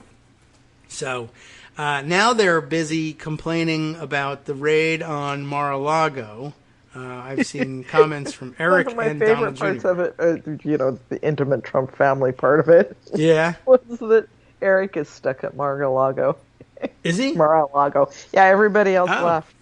Eric has to man the fort alone. He was the only one there yesterday. Okay, so all right. I wondered whether there were others there, and they took off and said, "Eric, you handle this," or he just happened to be there. That could be. All right. Yeah, well, I guess... Poor Eric. Yeah, he gets the short end of the stick. He's the tallest Trump, getting the shortest end of the stick. I don't know. Donald is in Bedminster because it's summer, and that's usually where he spends his time. But also he's due for depositions in court in the New York civil cases, I understand. I don't know whether that means Eric is not sought after for those or has already given his deposition. It's a good question. What left him stuck there in Mar-a-Lago. But I guess he didn't have the combination to the safe, or they didn't want him anywhere near it, or I don't know. Maybe they thought it was a Dr. Evil type safe that if you do a different combination, it incinerates the contents of the safe before the FBI can get it. I don't know what was going on, but maybe they just wanted to bust his safe for fun. But yeah, all indications, of course, are this being Merrick Garland's Department of Justice. They're in all likelihood not going to crack that safe unless they feel they have to. Yes. So it might be that... I can't imagine that every single duck was not lined up in a row. It'd be very hard going into this. I mean, it's just, that's not Garland. Yeah. Which makes, I just wrote on this, makes Kevin McCarthy's threat even that much more ridiculous. I mean, it's Merrick Garland.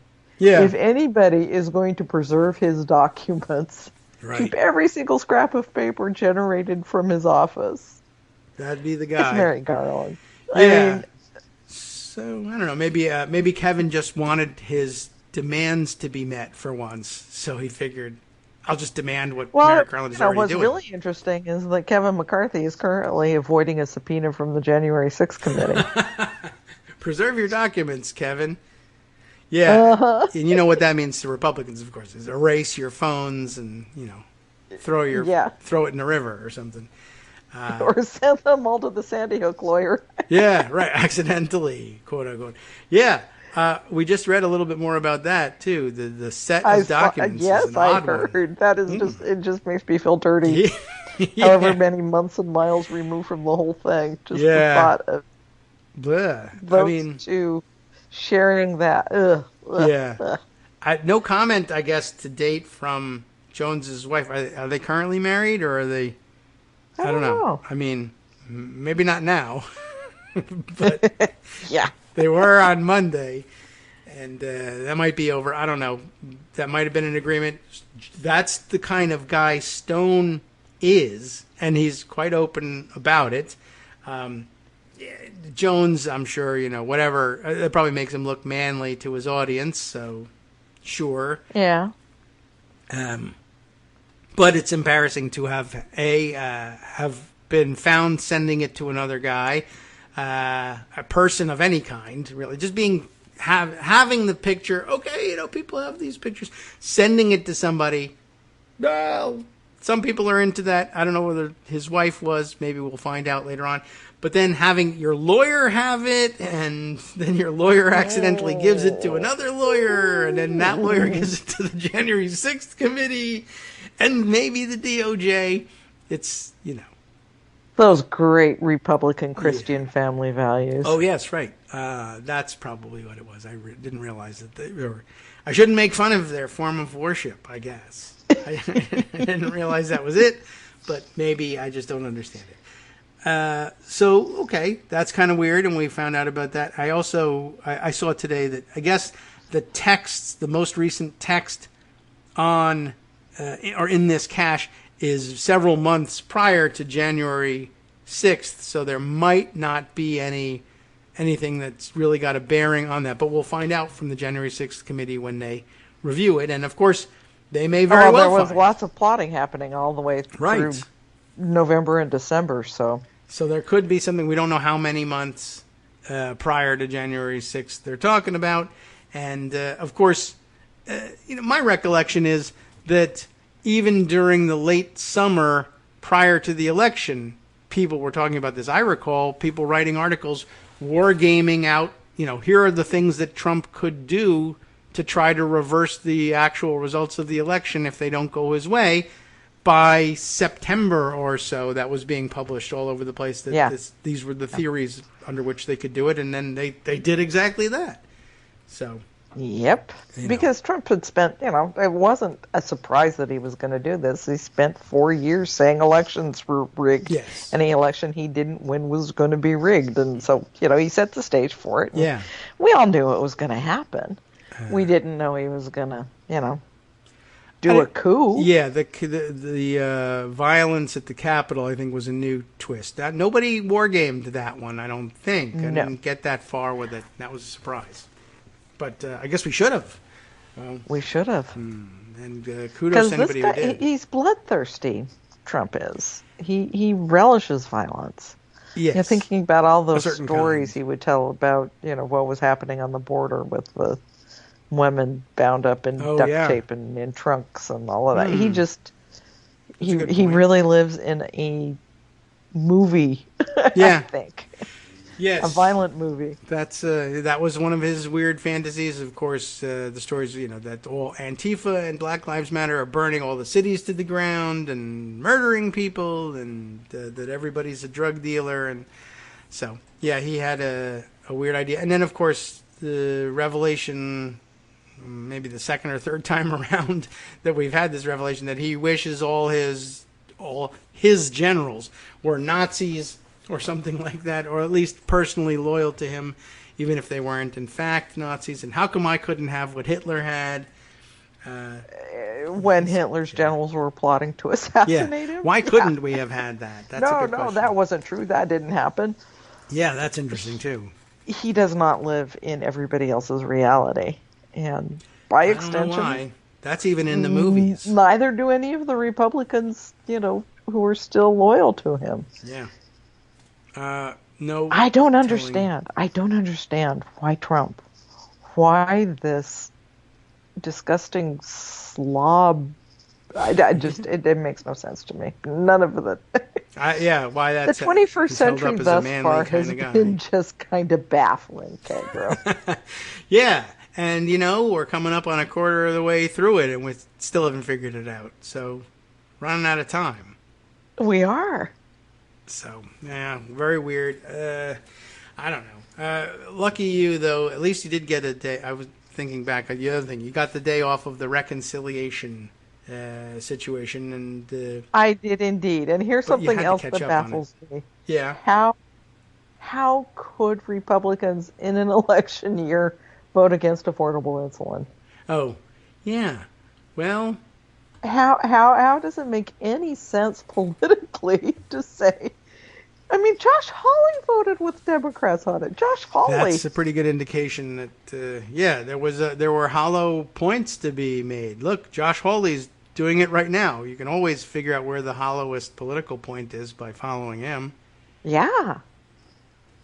So I don't know. I mean, I guess it's just a matter of, it has to have literally been a matter of, well, we must deny Democrats whatever victory we can. We can't stop the bill, but we can stop these additional provisions. So let's do it, with the assistance of the parliamentarian. We can at least raise a point of order and put ourselves out there against it. But which is, of course, what Ron Johnson, trying to defend his vote, is hiding behind. Oh, they were trying to break the rules. We couldn't let them break the rules. Right. Ron Johnson never do that. Trying to pass notes. Yeah. I mean, we should at least note for the record that, I mean, waiving points of order against the inclusion of a popular provision in a reconciliation bill is something that's done with some frequency. It's rare because you have parties that want to deny another party a win.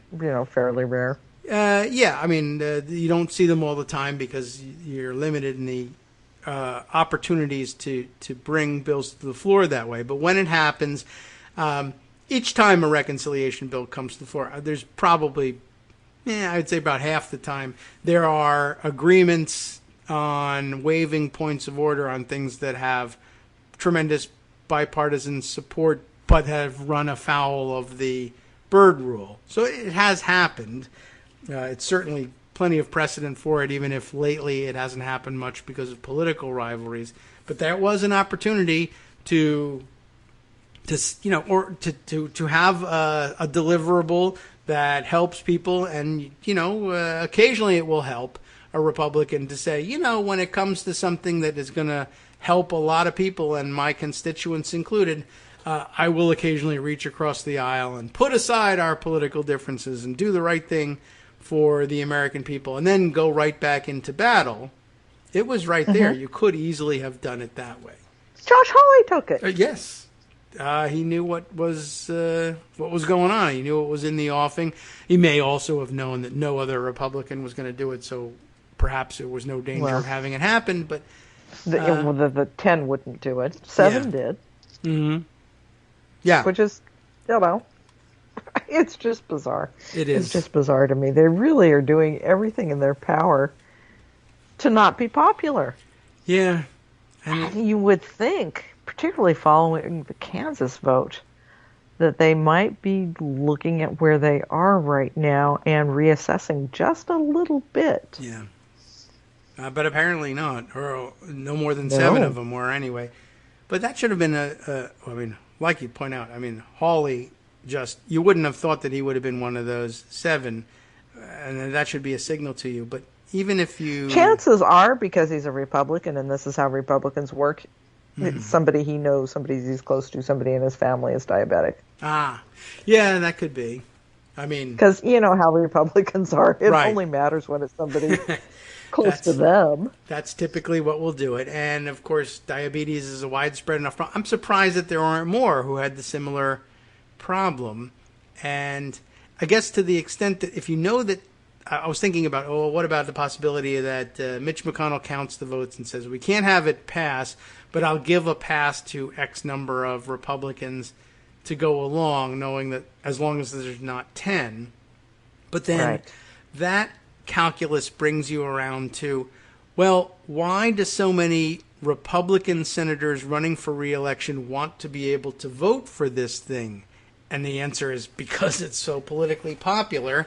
So maybe more Republicans would like to do this, and it would be okay. But the ones running for re-election this cycle didn't.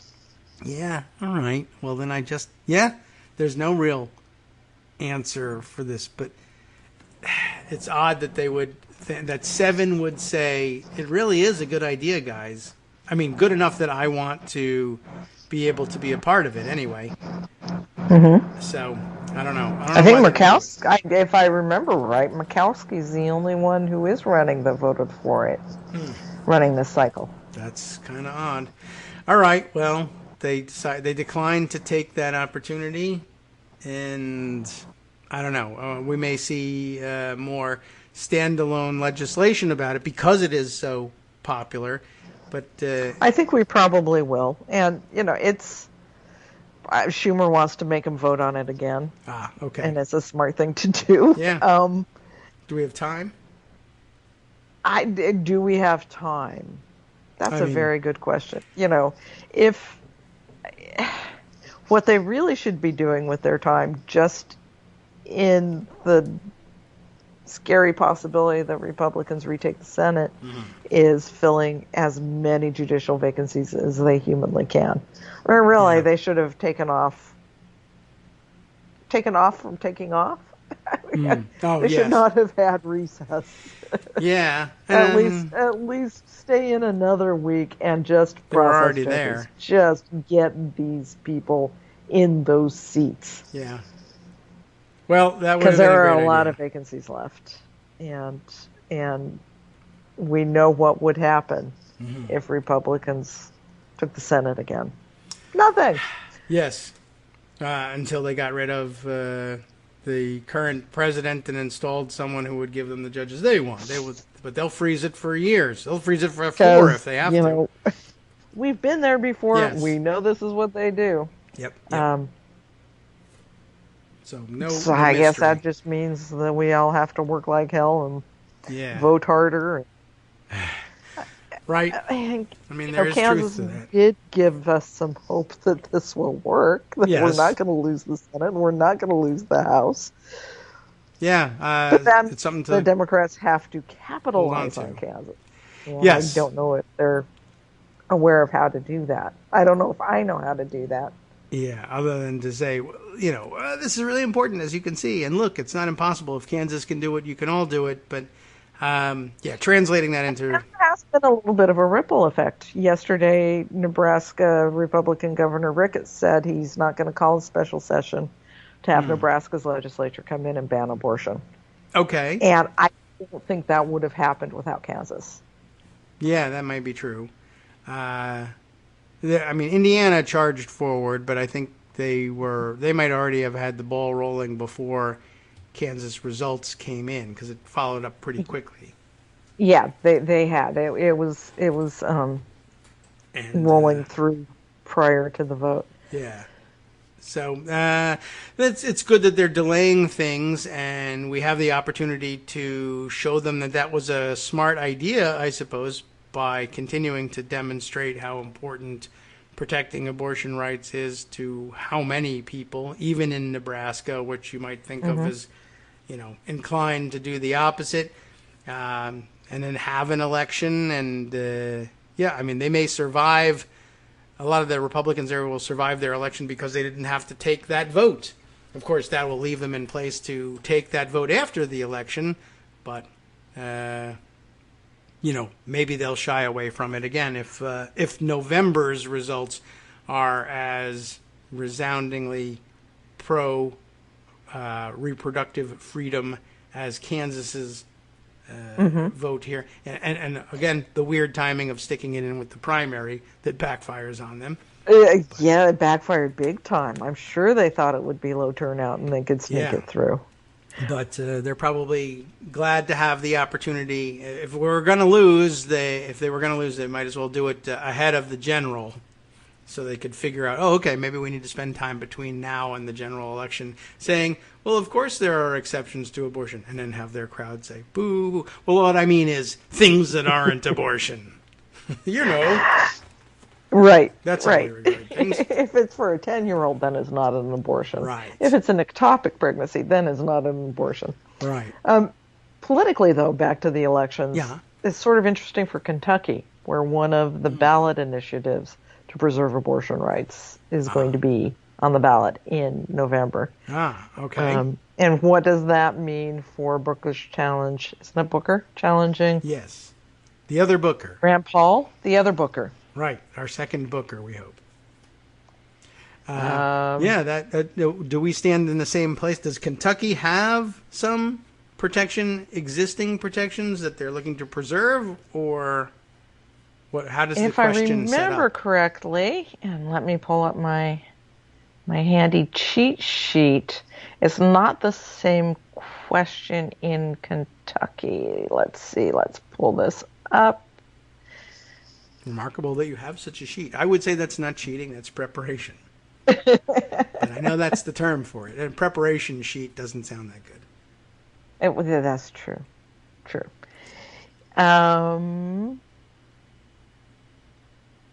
Right now, state courts have temporarily blocked a total ban on abortion in Kentucky.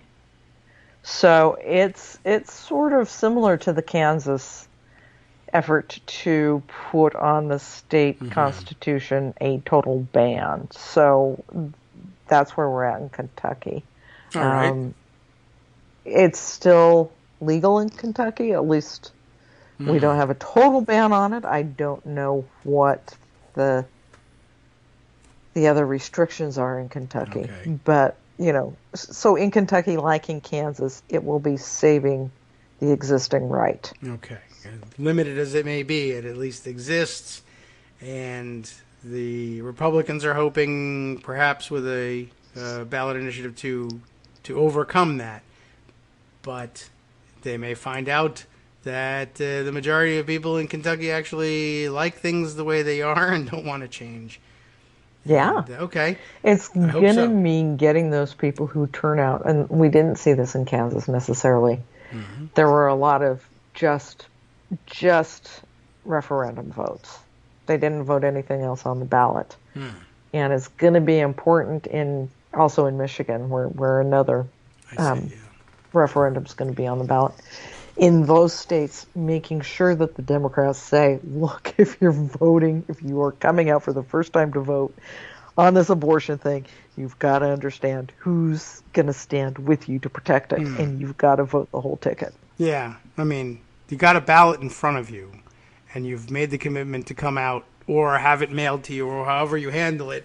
There's the ability to leverage a lot more than just dealing with the abortion question. And if I don't know how you could miss the connection. Like, why is this question? Why do you have to vote on this question? And the answer is everybody else, or half the people, I guess I should say, on the rest of the ballot are all about making sure that you keep having to come out and defend your rights because they're trying to take them away from you. Yeah. So maybe vote for the other people. You do have to make that explicit to voters. Yeah. It reminds me that I always go back to Idaho, the Idaho Medicaid expansion referendum. Yes. Won huge. And again, this was a presidential year, but it won huge, and lots of the votes were only for that initiative. There were ballots where that was the only thing cast.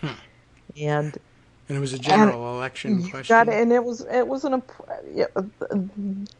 Reclaim Idaho, who ran that ballot initiative, was very careful to be very nonpartisan and not to try to tie it to the rest of the campaign, the rest of the election. But because it's Idaho and politics there, but you've got to make that connection for voters if you're a Democrat. Yes. The people running the initiative don't necessarily have to do it, but Democratic candidates should say, look, I'd be able to.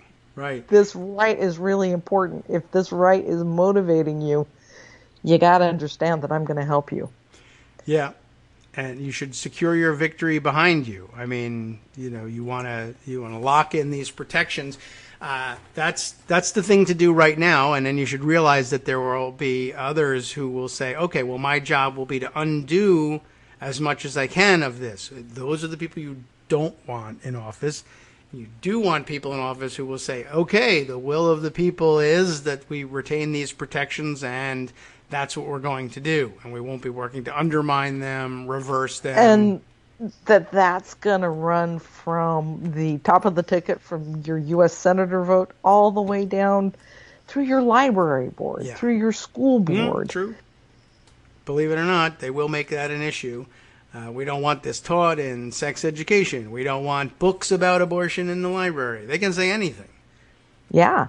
That's true. And so, someone needs to have a good, we're out of time for clever ad campaigns on this thing, but yeah. And I am not the person for that. I don't do pithy. Well, yeah, it's tough. And it's not an automatic given either. There's people who will say, well, I want to cast my vote on this one thing and be heard on this one thing. Yes, you could enhance your vote if you voted for people who would help you also, but it's difficult to understand. But yeah, I guess maybe like a quick ad that says, abortion's on the ballot. Yes, but it's not just the abortion question where abortion's on the ballot. Abortion is in every line of this ballot. It's here, it's here, it's here, it's here, it's here. And here's how you preserve your rights on it. D. That's all there is to it. All right. Well, but fitting that in I know that we're supposed to have 15 or 30-second ads, but the truth is that if you can't get across in 5 seconds, it's too much. You're lost. People, yeah. So. Yeah.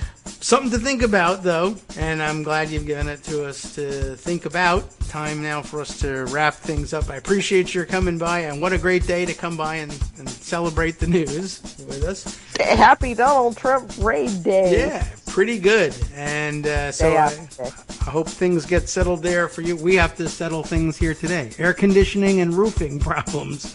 It's getting warm. Yeah, the new house is going to need air conditioning right away. Yeah, all right. So you and I both are on the same page. I feel for you, my friend. All right. Well, stay cool if you can, and we'll check in with you next week, at which point I guess the whole Trump family will be raided, and who knows what other family abodes. We can only hope. Yeah, they got several locations they could be raiding at this point. So, all right. Thanks again, Joan. We'll talk to you again soon. And Happy Tuesday. Yeah, same to you. And we will pass the microphone on at this point to Justice Putnam, who brings us the West Coast Cookbook and Speakeasy next here on Netroots Radio. So the doorbell is probably about to ring with the air conditioning technician. Timing couldn't be better. Time to hand off to Justice. So he'll be covering, the whole search warrant thing down at Pervalago as well. I am sure that will be prominently featured. From netrootsradio.com, you have been listening to Kagro in the Morning with David Waldman. Other exciting news from around the country and around the world, of course, to round up. The Biden administration announces that the Remain in Mexico policy is over. That sounds like good news. And California's last nuke plant might run a little longer. That sounds like maybe a little bit less good news, but might be good for global warming in the short term. Stay tuned and find out.